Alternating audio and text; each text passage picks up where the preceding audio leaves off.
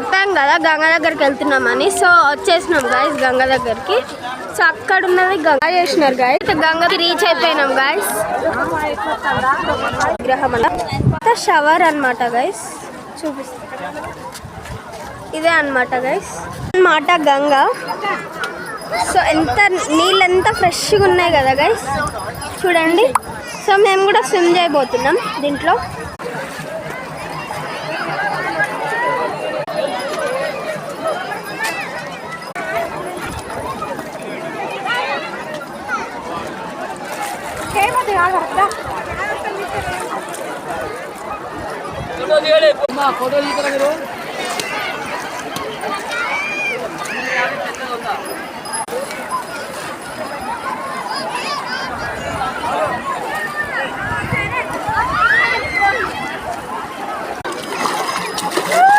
మా చెల్లెయడానికి స్విమ్మింగ్ చేస్తుంది.